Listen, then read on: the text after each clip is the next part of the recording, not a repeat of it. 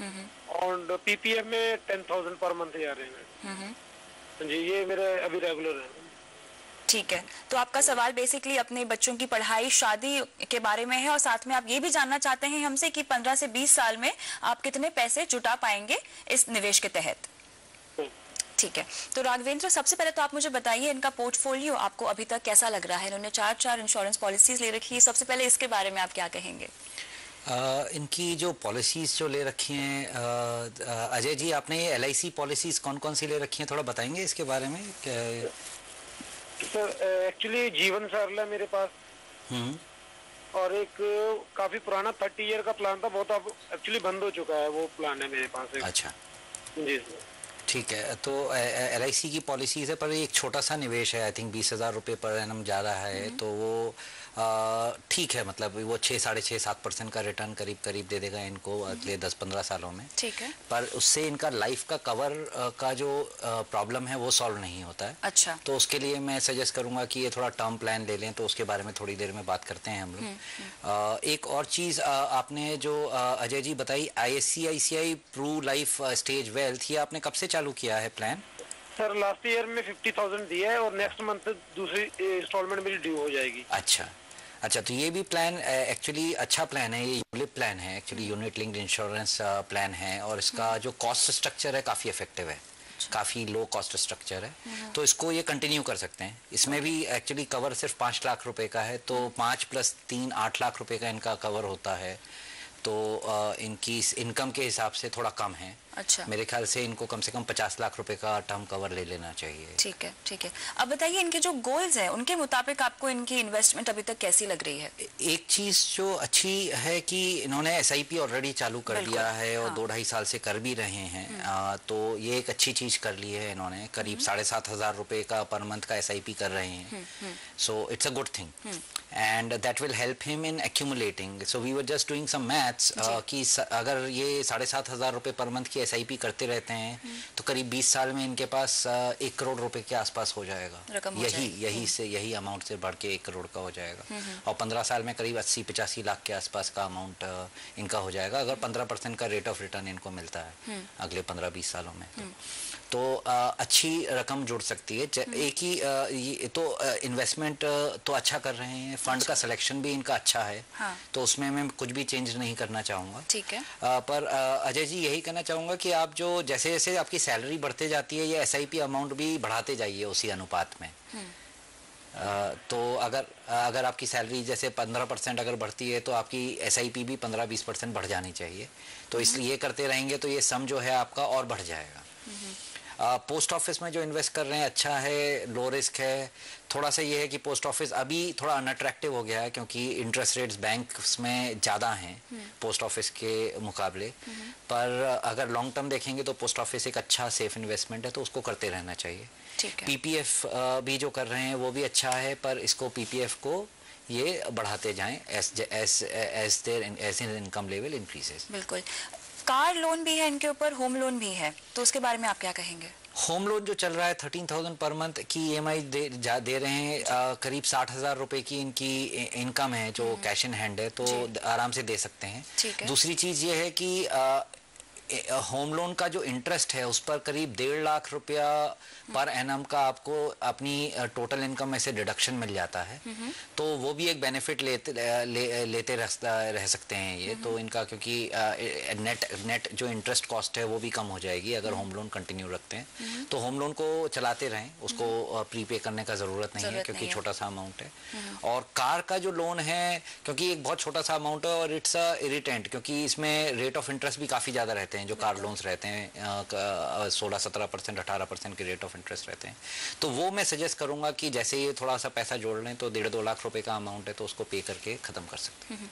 अब जैसे कि इनकी इन्वेस्टमेंट है, 20 साल बाद इनको लगभग 1-1.5 करोड़ रुपए हाथ में आ जाएंगे, लेकिन अब जैसे इनकी इनकम बढ़ेगी तो वो पैसे वो कहाँ लगाते रहें? वो इन्हीं स्कीम्स में डालें, या फिर जो उस समय अच्छा कर रही होंगी उस स्कीम्स, तो वो देख के उस समय ये कॉल ले सकते हैं, तो क्योंकि डाइवर्सिफाइड म्यूचुअल फंड्स में ही रहना चाहिए इनको, क्योंकि ये लॉन्ग टर्म प्लानिंग कर रहे हैं, 15-20 साल तक इस पैसे को रखते रहेंगे, उसमें जोड़ते रहेंगे, तो सिर्फ डाइवर्सिफाइड इक्विटी फंड्स में डालें, पर जो अच्छे फंड्स हैं उसमें उस समय एक देख के उसको बढ़ा सकते हैं। कोई फंड्स आप सजेस्ट करना चाहेंगे? अभी क्योंकि ये 1-1.5 साल बाद बढ़ाएंगे तो अभी बढ़ाने से, अभी बताने से इनको कुछ फायदा नहीं है। लेकिन एग्जिस्टिंग पोर्टफोलियो में ही ये और पैसे लगा सकते हैं, ऐसे भी कर सकते हैं। बिल्कुल। ठीक है अजय, आपका और कोई सवाल है? मैम कोई अच्छा सा टर्म प्लान चाहिए, जैसे अभी बात है ना इंश्योरेंस काम है ना अभी मेरे। जी हाँ जरूर। तो इंश्योरेंस का अजय जी ऐसा है कि किसी भी अच्छी इंश्योरेंस कंपनी का आप टर्म प्लान ले लिए। मेरे ख्याल से अभी SBI इंश्योरेंस का टर्म प्लान काफ़ी सस्ता है, in fact one of the most least expensive plans है। कोटक इंश्योरेंस का भी जो टर्म प्लान है वो काफ़ी चीप है। तो 50 लाख रुपए का अगर टर्म प्लान ले लेंगे तो 18-20 हज़ार के प्रीमियम से आपका काम चल जाएगा। चलिए, तो अजय आपको 20 साल के बाद 1-1.5 करोड़ रुपए हाथ में आपके आ जाएंगे, जिससे आई एम श्योर आपके गोल्स पूरी तरह से आप पूरे कर पाएंगे। और इसी के साथ वक्त हो गया एक ब्रेक का, लेकिन आपके पास भी अगर म्यूचुअल फंड, इंश्योरेंस, लोन या फिर क्रेडिट कार्ड से जुड़े सवाल हैं तो आप हमें ईमेल कीजिए mf@moneycontrol.com पर। जब आप हमें अपना सवाल भेजते हैं तो अपना नाम, शहर का नाम और कॉन्टैक्ट नंबर ज़रूर लिखें। और अगर आप फेसबुक यूज़र हैं तो फेसबुक पर हमारा पेज ज़रूर विजिट कीजिए।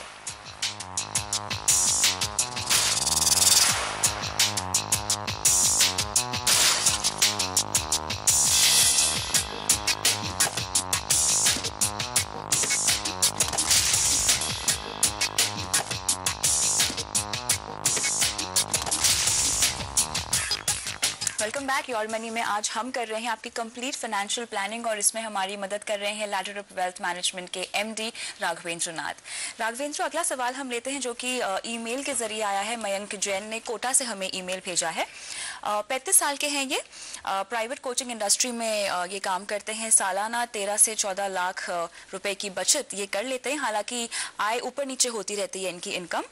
और अगर मैं इनकी इन्वेस्टमेंट की बात करूं तो बॉन्ड और इक्विटीज में करीब 10 लाख रुपए इन्होंने इन्वेस्ट किए हुए हैं। कोटक गोल्ड फंड और HDFC मिड कैप में 2000 रुपए महीने की SIP है इनकी। LIC, PPF और NSE यूलिप में 10 लाख रुपए है और FD में भी इन्होंने अच्छी खासी रकम जमा कर रखी है।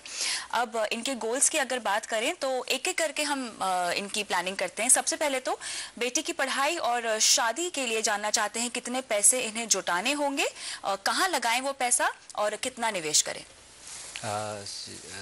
कविता, इनका जो एडुकेशन का जो गोल है जिसमें इनको इंजीनियरिंग और MBA के लिए प्लानिंग करनी है, तो इंजीनियरिंग में इनको करीब आज की अगर कीमत पकड़ें तो करीब 6 लाख रुपए का खर्चा होगा और MBA में करीब 10 लाख रुपए का खर्चा होगा। यही खर्चा बढ़ के जब एक्चुअली इनका बेटा इंजीनियरिंग और MBA के लिए जाएगा वो बढ़ के 18 लाख और 45 लाख का हो चुका होगा, क्योंकि एडुकेशन में इन्फ्लेशन कोर इन्फ्लेशन से ज़्यादा है। मैंने 10% का इन्फ्लेशन पकड़ा है, actually inflation in the last 10 years has been around 14%। पर अगर 10% भी पकड़ें तो भी 18 लाख रुपए का अमाउंट इनको इंजीनियरिंग के लिए चाहिए और करीब 40-45 लाख रुपए का अमाउंट इनको MBA के लिए चाहिए। अच्छा। और अगर इसकी ये गोल को इनको मीट करना है तो करीब अगर 11,000 रुपए का SIP चालू करते हैं इक्विटी फंड्स में और उसमें 15% का इनको रिटर्न मिलता है तो मेरे ख्याल से ये दोनों के दोनों गोल इनके मीट हो जाएंगे। या over a period of around 15 to 20 years। Equity में इन्हें 11,000 रुपए लगाने 11,000 रुपया per month in equity funds if he starts, तो इनका ये 18 लाख और 45 लाख दोनों गोल कवर हो जाता है। ठीक है। अब साथ ही इनका अगला सवाल है कि इन्हें कोटा में फ्लैट खरीदना है जो कि 40 से 50 लाख का होगा। या तो आई थिंक इनकी जो इनकम लेवल है उसके हिसाब से ये इमीडिएटली खरीद सकते हैं कोटा में घर, क्योंकि ये इसमें 10-12 लाख रुपए का इनको डाउन पेमेंट करना पड़ेगा। बाकी 25-30 लाख रुपए का अगर EMI लेते हैं, 30 लाख का EMI का मैं एक एस्टिमेट कर रहा था कि करीब 33-34 हज़ार रुपए की EMI आएगी इनकी साल की। महीने की EMI 33-34 हज़ार की आएगी। तो ये आई थिंक इमीडिएटली पकड़ सकते हैं ये घर को। और इससे अगर ये रेंट पर रह रहे हैं तो इनका वो रेंटल का खर्चा भी बच जाता है। तो अगर नेट इन्वेस्टमेंट देखेंगे EMI के फॉर्म में तो विल बी मच लेसर। तो घर के लिए I think he is very much capable to buy house immediately and my suggestion will be buy as soon as possible.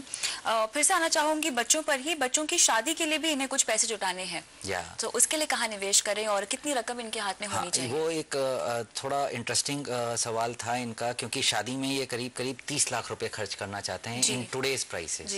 तो ये खर्चा जो है after 20 years will go up to something like 1.2 crores. The 30 lakh today will become 1.2 crore after 20 years. And for that need alone, he'll have to invest something like 12,000 rupees every month so that he can meet that need. Okay, so 11,000 रुपए education के लिए और 12,000 रुपया शादी के लिए, तो करीब 33,000 रुपया करते हैं, तो ये बच्चे की तरफ से चिंता मुक्त रहेंगे। अब बहुत ही अहम सवाल, रिटायरमेंट के लिए कितने पैसे इनको जुटाने चाहिए? जी हाँ, तो रिटायरमेंट मैंने एक जिस ढंग की इनकी सेविंग है उसको ध्यान में रखते हुए मेरा अनुमान ये है कि इनका करीब 40-50 हज़ार रुपये पर मंथ का खर्चा होगा।